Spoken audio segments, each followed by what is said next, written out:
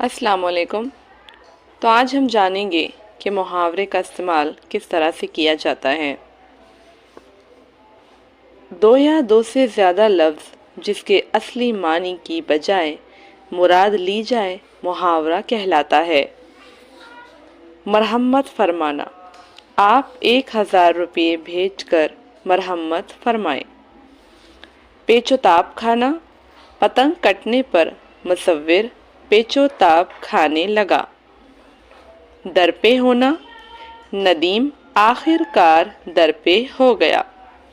خواہاں ہونا، میں آپ کی کتابوں کا خواہاں ہوں۔ آزردہ ہونا، دلی مراد پوری نہ ہونے سے جمیل آزردہ ہو گیا۔ صفایا کرنا، رہائشی بستیوں کو غیر مغبوبہ دستے نے صفایا کر دیا۔ رخت طاری ہونا، سونے کی انگوٹھی کھو جانے سے مجھ پر رخت طاری ہو گئی۔ غلبہ ہونا، آج کل نوجوانوں میں فیشن کا غلبہ زیادہ ہے۔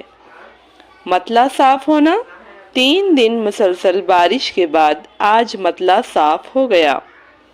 پیٹ پالنا، مفلسی میں بھی لوگ اپنا پیٹ پال لیتے ہیں۔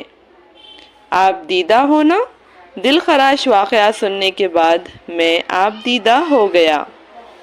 ٹیک کرنا، مکان کی گرتی دیوار کو ٹیک کیا گیا۔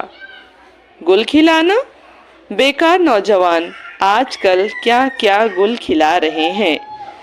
سبقت لے جانا، حمید نے زیادہ نمبر حاصل کر کے مریم پر سبقت لے گیا۔ تو یہ تھا محاوروں کا صحیح استعمال۔